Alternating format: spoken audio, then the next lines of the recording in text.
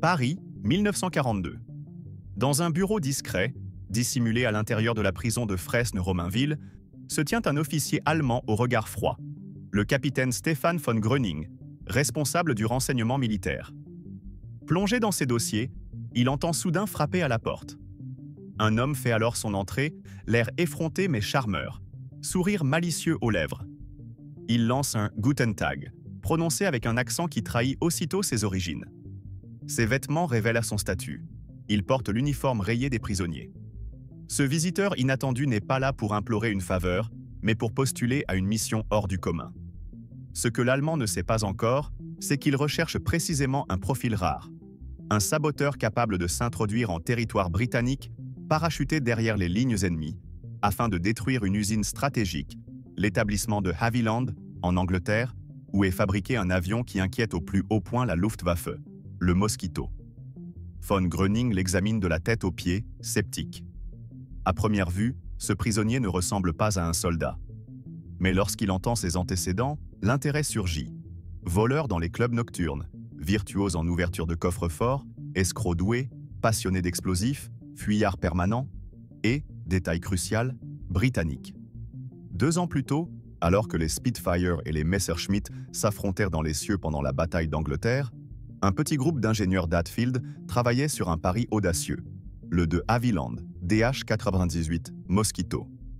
Un avion construit presque entièrement en bois, sans armement défensif, misant tout sur la vitesse et la manœuvrabilité. Au début, le ministère britannique de l'Air avait rejeté l'idée, jugeant le projet trop risqué, préférant investir dans de lourds bombardiers bardés de mitrailleuses. Mais rapidement, les faits s'imposèrent. Le Mosquito devint une arme redoutablement polyvalente. Bombardier léger, chasseur de nuit, appareil de reconnaissance. Il excellait dans tous les rôles. Et surtout, il était incroyablement rapide. Plus de 600 km/h, ce qui le rendait pratiquement intouchable. Hermann Göring, chef de la Luftwaffe, aurait un jour lâché avec amertume. « Cela me rend fou de voir ce Mosquito. Eux, avec du bois et de la colle, fabriquent en quelque chose qui vole mieux que nos appareils métalliques. » À la fin de 1942, la chasse au Mosquito devint une obsession stratégique. L'Abwehr, le service de renseignement militaire allemand, jugea prioritaire de rayer de la carte l'usine de Havilland. Mais une attaque aérienne semblait exclue.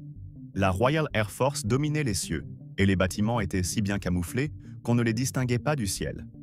Restèrent donc les opérations spéciales.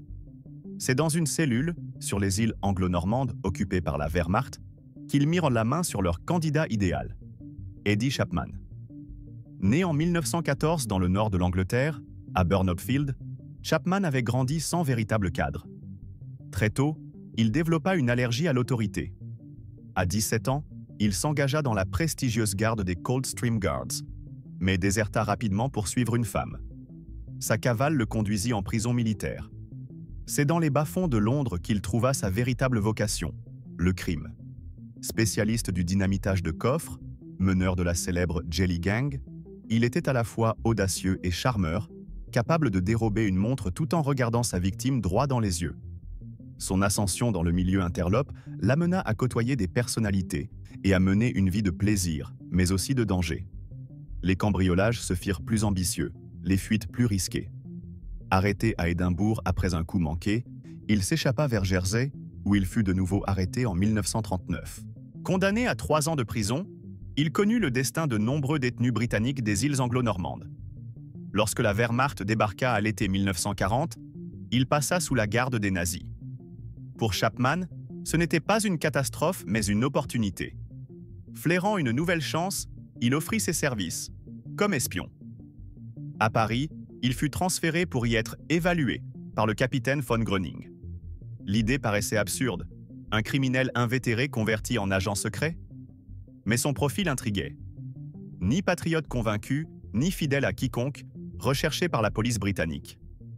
Chapman avait justement les qualités paradoxales d'un bon infiltré. Son expérience des explosifs, sa capacité à manœuvrer dans les bas-fonds et à survivre sous pression faisèrent de lui un candidat hors norme. On décida de le former. Pendant 1 an, sur le sol français occupé, il reçut une instruction complète. Maniement d'explosifs, communication codée, radiotransmission, sauts en parachute, mais aussi techniques d'infiltration. On lui attribua un nom de code, Fritz ou Fritzchen pour ses instructeurs. Puis vint l'ordre de mission. Chapman devait sauter sur l'Angleterre, équipé d'armes, de dynamite, d'argent liquide et d'une capsule de cyanure au cas où. Objectif: faire exploser l'usine de Havilland. Puis, à la suite de ce sabotage, mettre sur pied un réseau de renseignements grâce à ses anciens complices du milieu criminel britannique. En échange, l'Abwehr lui promettait une coquette somme, 100 000 marks. Dans la nuit du 16 décembre 1942, un Focke-Wulf modifié le transporta vers les côtes anglaises. Mais son parachutage ne se déroula pas comme prévu. Accroché à la trappe, il atterrit près de Littleport, dans le Cambridgeshire, bien loin du lieu prévu. Son équipement caché à la hâte, il prit une décision qui allait bouleverser le cours de sa vie. Au lieu de suivre le plan allemand, il se rendit à la police britannique. Car Chapman savait une chose. Grâce au décryptage des codes allemands par le projet Ultra, les services secrets britanniques, le MI5, étaient déjà au courant de son arrivée. Interrogé dans le redouté centre d'internement Camp 020, près de Londres, par le colonel Robin Stephens, il joua carte sur table. Il raconta son passé, ses délits, sa formation en France, sa mission de sabotage. Et il proposa un marché, devenir agent double. Contre toute attente, les Britanniques acceptèrent. Sous le nom de code Zigzag, il fut placé sous la surveillance d'un officier expérimenté, Ronnie Reed. Mais le MI5 ne comptait pas simplement le neutraliser. Ils avaient un plan plus audacieux, retourner la mission contre les Allemands en leur faisant croire que l'usine de Havilland avait bel et bien été détruite. Le MI5 comprit très vite que pour exploiter au maximum le retournement de Chapman, il ne suffirait pas qu'il se présente comme un espion repenti. Il fallait bâtir une mise en scène parfaite, capable de convaincre l'Abwehr à des centaines de kilomètres de distance. Ainsi naquit l'un des plus ingénieux canulars de la guerre, faire croire à la destruction de l'usine de Havilland, tout en la laissant intacte. Chapman, accompagné de Ronnie Reed, se rendit dans les ateliers d'Hatfield. Là, ils conçurent ensemble un récit détaillé. Poser une mallette explosive au pied de plusieurs transformateurs électriques, frapper une autre partie de l'usine supposée centrale énergétique, en réalité un simple bassin de natation abandonné. Pour renforcer le récit, Chapman proposa d'inventer un complice, son ancien partenaire Jimmy Hunt, fort pratique, car il était alors incarcéré et donc injoignable. Mais il fallait surtout créer des preuves visibles. Les Allemands, ils le savaient, enverraient un avion de reconnaissance. Londres fit donc appel à un personnage insolite, Jasper Maskelyne. Héritier d'une dynastie d'illusionnistes, Maskelyne avait déjà utilisé ses talents au service de l'armée britannique. Maquiller des chars, créer de fausses positions militaires, illusionner même des ports entiers. Certains doutaient de son efficacité réelle, mais ses prouesses théâtrales fascinaient suffisamment pour qu'on lui confie le projet. Avec une troupe d'artisans, sculpteurs, décorateurs et peintres, il édifia une scène grandeur nature. Transformateurs factices renversés, poutrelles calcinées, murs peints de fausses fissures, décombres éparpillés autour des bâtiments, jusqu'aux portes métallisées remplacées par de fausses versions cabossées. L'illusion devait être parfaite, impénétrable, crédible même à 600 mètres d'altitude. Un autre petit édifice fut camouflé sous des toiles bariolées, transformé en ruines imaginaires. Sur les façades, on barbouilla du noir de fumée pour imiter la trace d'une explosion. Même l'agencement des gravats fut pensé avec minutie. Un rayonnement d'au moins 30 mètres autour des points frappés. Ce n'était plus de l'espionnage, c'était du théâtre appliqué au champ de bataille. Cependant, une illusion visuelle ne suffirait peut-être pas à Berlin. Les stratèges britanniques savèrent que les services allemands lisaient attentivement la presse de Londres. Si un écho, discret mais réel, paraissait dans un grand quotidien, cela viendrait confirmer le récit. Un premier contact fut tenté avec le rédacteur en chef du Times, Robert Barrington Ward, qui refusa net. Publier une fausse nouvelle, même pour le bien national, était contraire à ses principes. Alors le MI5 se tourna vers un autre directeur, celui du Daily Express, Arthur Christiansen. Celui-ci accepta, mais à une condition, que l'article n'apparaisse que dans un tirage limité, celui envoyé à Lisbonne, où des agents allemands consultèrent la presse britannique en toute liberté.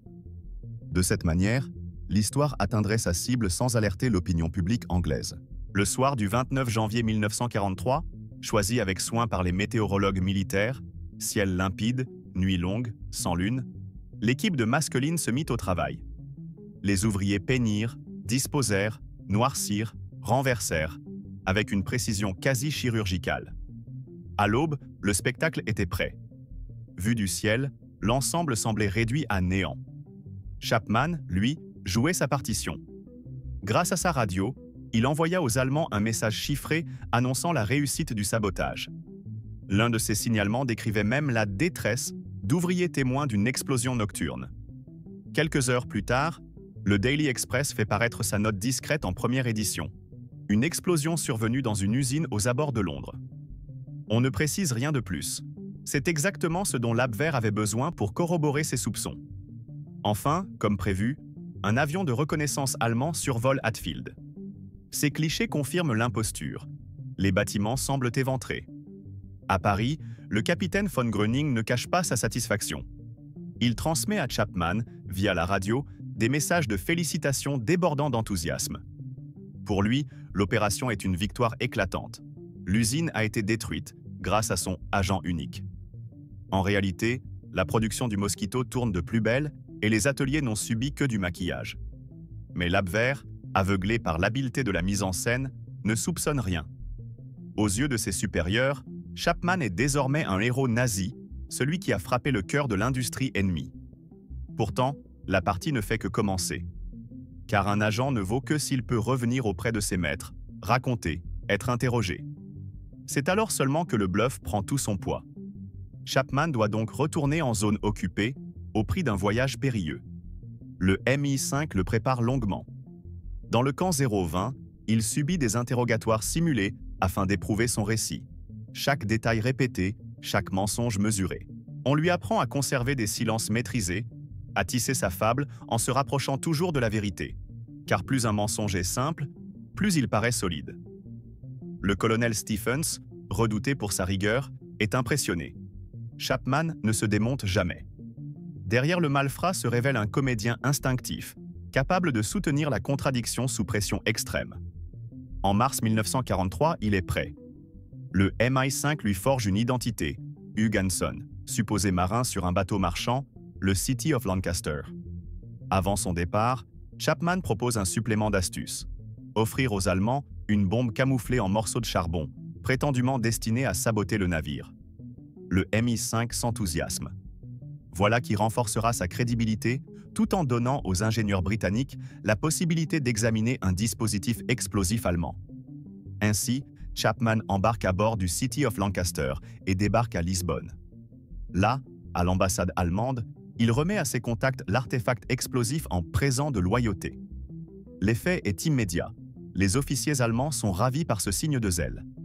De Lisbonne, on le transporte en France occupée, puis en Norvège, dans une résidence sécurisée où l'attend von Gröning lui-même. Commence alors le plus délicat des exercices, l'interrogatoire. Pas une hésitation, pas un oubli. Chapman étale le récit appris. Son parachutage, le transport des charges, le choix des cibles, la fuite. Tout s'enchaîne avec une cohérence implacable. Les Britanniques, pour parfaire l'illusion, avaient même organisé une fausse inspection du City of Lancaster à son retour, afin que la rumeur atteigne les oreilles de l'Abwehr et conforte la mystification. Von Gröning est convaincu. Son protégé a risqué sa vie et accompli l'impossible. Convaincu par sa prestation, les Allemands ne se contentèrent pas de félicitations. Chapman, devenu à leurs yeux un agent hors pair, reçut une récompense sonore, plus de 110 000 marks, et comble du luxe, un petit yacht personnel, signe tangible de son nouveau statut. Mais la consécration arriva peu après, lors d'une cérémonie secrète à Oslo. Entouré de quelques officiers triés sur le volet, Chapman se vit attribuer la Croix de Fer, l'une des plus hautes distinctions militaires du Reich. Il devint ainsi le seul Britannique confirmé à recevoir cette décoration pendant la guerre.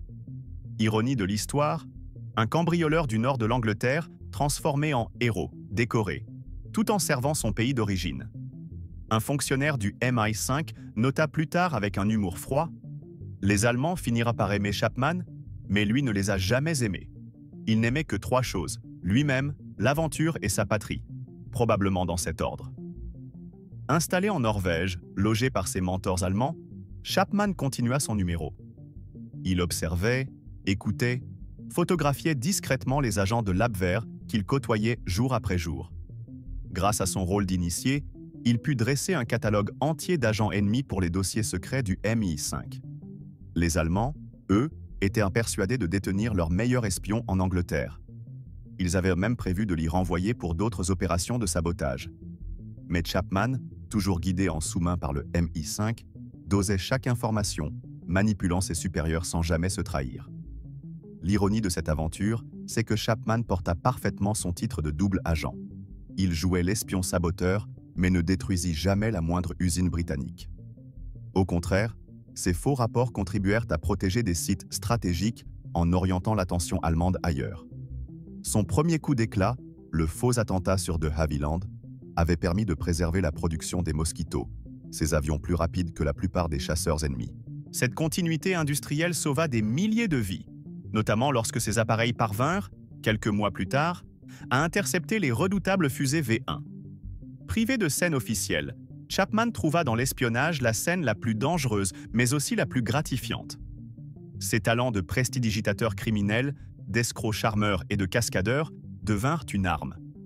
Les interrogatoires allemands, implacables, ne parvinrent jamais à le troubler. Il faut imaginer l'audace que demandait ce rôle. Boire, rire et festoyer avec des officiers ennemis qui l'auraient fusillé sur le champ s'ils soupçonnaient sa duplicité. Chaque sourire, chaque toast était une mise en péril. Et pourtant, Chapman joua la comédie avec un naturel confondant. Lorsqu'on relit son histoire avec le recul, elle ressemble davantage à un roman d'espionnage qu'à une biographie réelle. Pourtant, chaque épisode fut consigné dans les archives, aussi bien britanniques qu'allemandes. Chapman meurt bien des années après la guerre, laissant derrière lui une réputation ambiguë. Voleur et tricheur, mais aussi patriote à sa manière. Manipulateur cynique, mais sauveur involontaire de milliers de vies. Lui qui avait commencé comme cambrioleur de boîtes de nuit, termina comme maître de l'illusion au service de la vérité.